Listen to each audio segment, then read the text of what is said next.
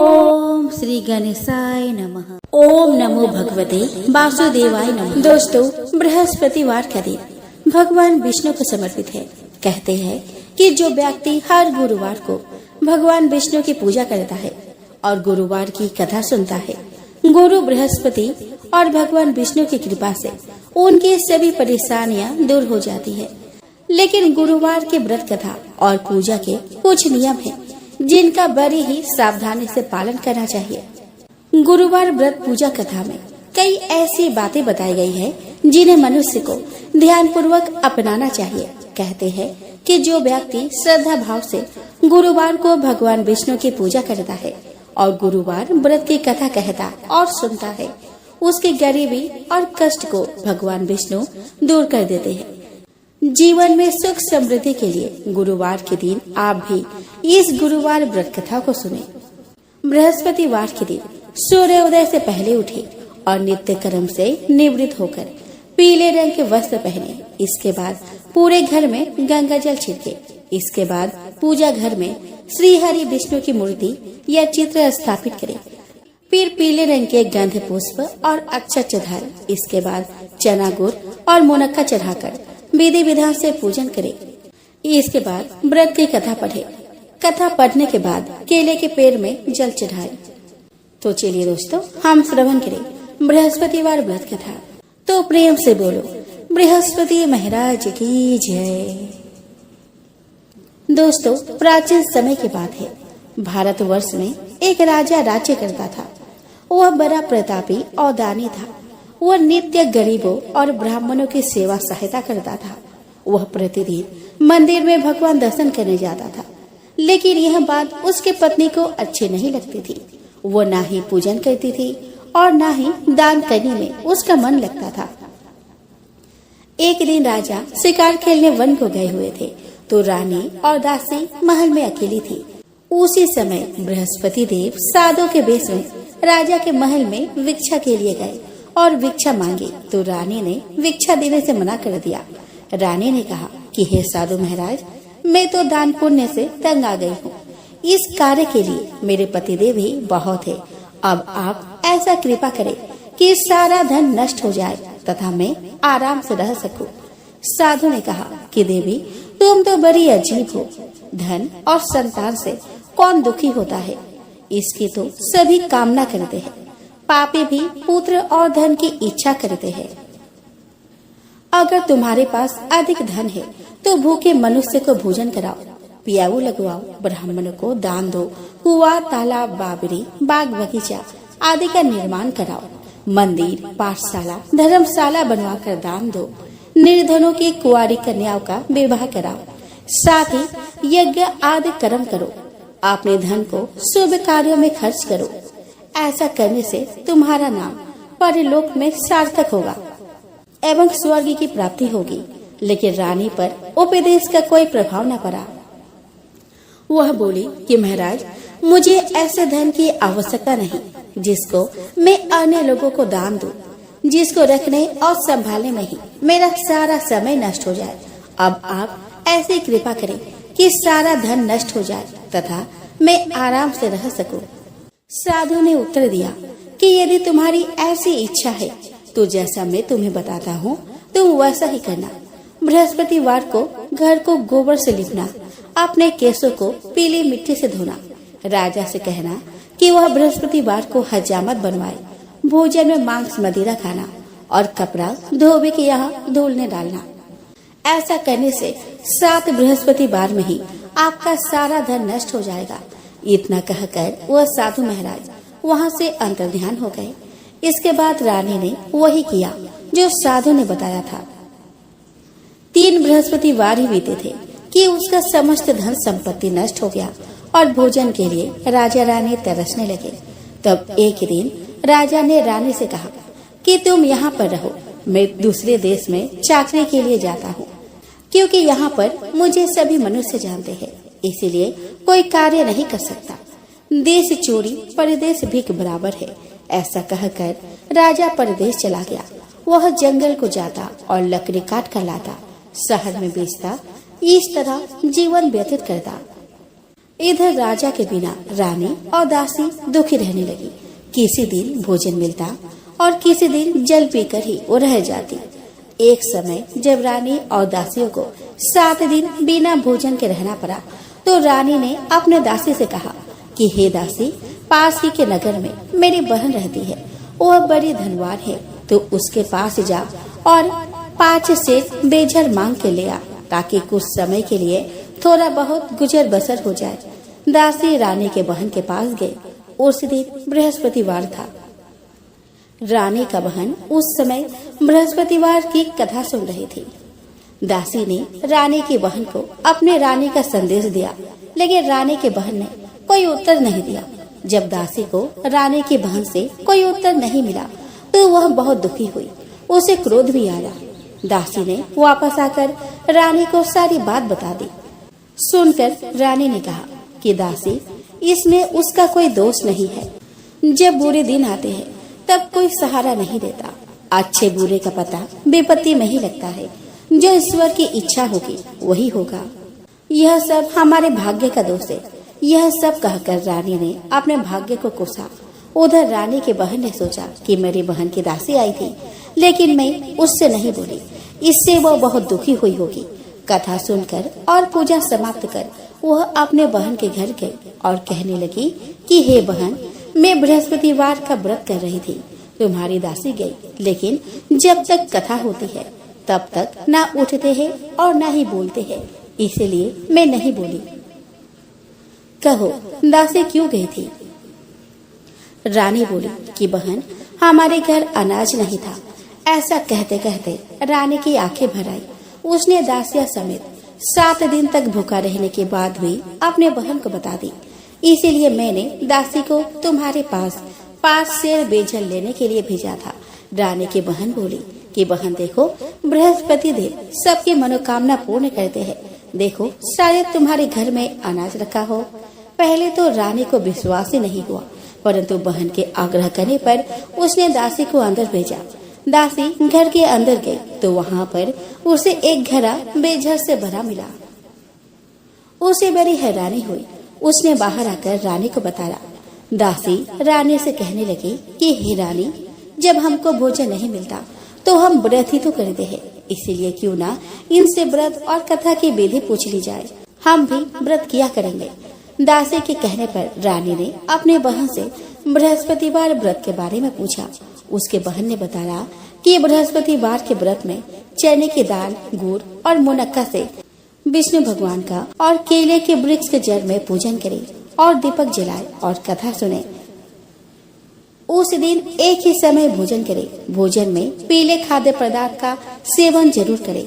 इससे गुरु भगवान प्रसन्न होते हैं, अन्य पुत्र और धन का वरदान देते हैं, साथ ही सभी मनोकामनाएं पूर्ण करते हैं। व्रत और पूजन की विधि बताकर रानी की बहन अपने घर लौट आई। रानी और दासी दोनों ने निश्चय किया कि बृहस्पति देव भगवान के पूजन वो जरूर करेंगे।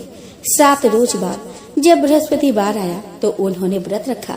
गुड़ साल में जाकर चना और गुड़ बीन लाए और उसकी दाल से केले की जड़ तथा विष्णु भगवान का पूजन किया। अब पीला भोजन कहाँ से आए?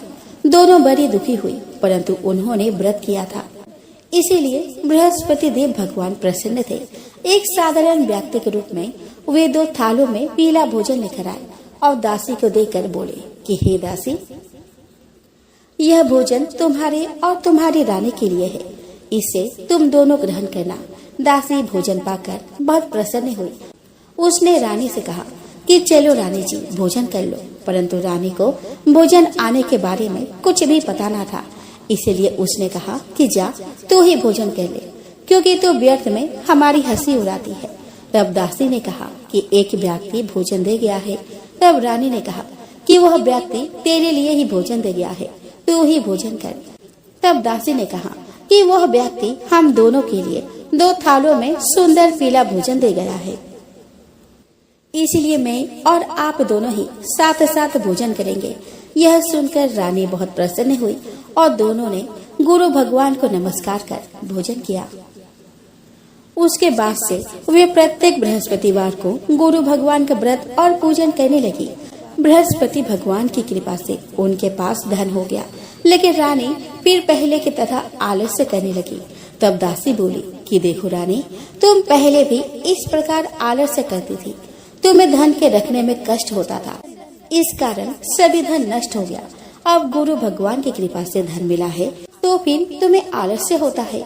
बड़ी मुसीबतों के बाद हमने यह धन पाया है, इसीलिए हमें दान पुण्य करना चाहिए।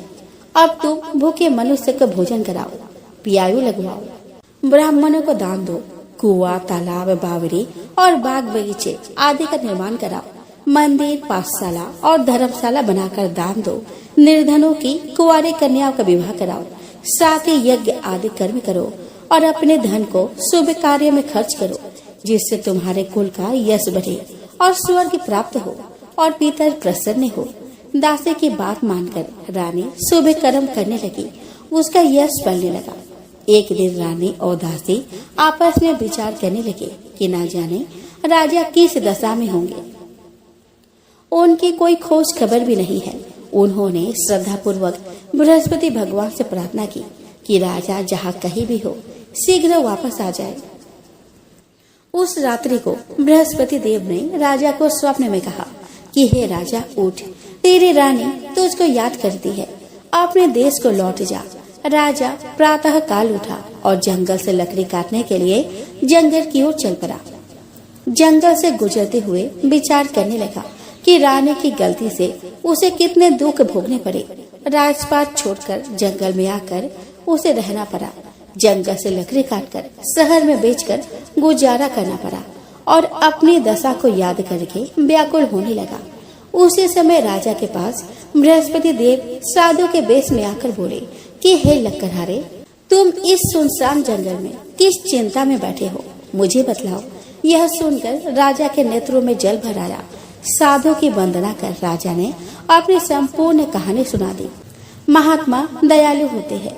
वे राजा से बोले कि हे राजा, तुम्हारी पत्नी ने बृहस्पति देव के प्रति अपराध किया था, जिसके कारण तुम्हारी यह दशा हुई है। अब तुम चिंता मत करो, भगवान तुम्हें पहले से अधिक धन देंगे। देखो, तुम्हारी पत्नी ने बृहस्पतिवार का व्रत शुरू कर दिया है। अब तुम भी बृहस्पतिवार के व्रत में चने की दाल, गुड़ और मुनक्का से विष्णु भगवान का केले के वृक्ष के जड़ में पूजन करो और दीपक जलाकर कथा सुनो। उस दिन एक ही समय भोजन करना, लेकिन भोजन में पीले खाद्य पदार्थ का सेवन जरूर करना। भगवान तुम्हारी सब कामनाओं को पूर्ण करेंगे। साधु की बात सुनकर राजा बोले कि हे प्रभु, लकड़ी बेचकर तो इतना पैसा नहीं आता जिससे भोजन के उपरांत कुछ बचा सकूं। मैंने रात्रि में अपने रानी को व्याकुल देखा है। मेरे पास कोई साधन नहीं जिससे उसका समाचार जान सकूं। फिर मैं कौन सी कहानी कहूँ, यह भी मुझको मालूम नहीं है। साधु ने कहा कि हे लक्कड़हारे, तुम किसी बात की चिंता मत करो। बृहस्पतिवार के दिन तुम रोजाना की तरह लकड़ियां लेकर शहर को जाओ। तुमको रोज से 2 गुना धन प्राप्त होगा, जिससे तुम भली भांति भोजन कर लोगे और बृहस्पति देव की पूजा का सामान भी आ जाएगा। इतना कहकर साधु अंतर्ध्यान हो गए। धीरे धीरे समय व्यतीत होने पर फिर वही बृहस्पतिवार का दिन आया। लक्कड़हारा जंगल से लकड़ी काटकर किसी शहर में बेचने गया। उसे उस दिन और दिन से अधिक पैसा मिला। राजा ने चना गुड़ आदि लाकर गुरुवार का व्रत किया। उस दिन से उसके सभी कलेश दूर हो गए। परंतु जब दोबारा गुरुवार का दिन आया तो बृहस्पतिवार का व्रत करना भूल गया। इस कारण बृहस्पति भगवान नाराज हो गए। उसी दिन उस नगर के राजा ने विशाल यज्ञ का आयोजन किया तथा शहर में ये घोषणा करा दी कि कोई भी मनुष्य अपने घर में भोजन न बनवाए, न आग जलावे। समस्त जनता मेरे यहाँ भोजन करने आवे। इस आज्ञा को जो न मानेगा उसे फांसी की सजा दी जाएगी। इस तरह की घोषणा संपूर्ण नगर में करवा दी गई। राजा की आज्ञा अनुसार शहर के सभी लोग भोजन करने गए, लेकिन लक्कड़हारा कुछ देर से पहुंचा। इसीलिए राजा उसको अपने साथ घर लिवा ले गए और ले जाकर भोजन करा रहे थे तो रानी की दृष्टि उस खूंटी पर पड़ी जिस पर उसका हार लटका हुआ था। वहाँ पर वो हार नहीं दिखाई दिया। रानी ने निश्चय किया कि मेरा हार इस मनुष्य ने चुरा लिया है। उसी समय सिपाहियों को बुलाकर उसको कारागार में डलवा दिया गया। जब लकड़हारा कारागार में पड़ गया और बहुत दुखी होकर विचार करने लगा कि न जाने कौन से पूर्व जन्म के कर्म से मुझे यह दुख प्राप्त हुआ है, और उसी साधु को याद करने लगा जो कि जंगल में मिला था। उसी समय तत्काल बृहस्पति देव साधु के रूप में प्रकट हुए और उसकी दशा को देखकर कहने लगे कि अरे मूर्ख, तूने बृहस्पति देव की कथा नहीं करी, इस कारण तुझे दुख प्राप्त हुआ है। अब चिंता मत कर, बृहस्पतिवार के दिन कारागार के दरवाजे पर 4 पैसे पड़े मिलेंगे, उनसे तू बृहस्पति देव की पूजा करना, तेरे सभी कष्ट दूर हो जाएंगे। बृहस्पतिवार के दिन उसे 4 पैसे मिले। लकड़हारे ने कथा कही। उसी रात्रि को बृहस्पति देव ने उस नगर के राजा को स्वप्न में कहा, हे राजा, तुमने जिस आदमी को कारागार में बंद कर दिया है वह निर्दोष है, वह राजा है, उसे छोड़ देना। रानी का हार उसी खूंटी पर लटका है, अगर तू ऐसा नहीं करेगा तो मैं तेरे राज्य को नष्ट कर दूंगा।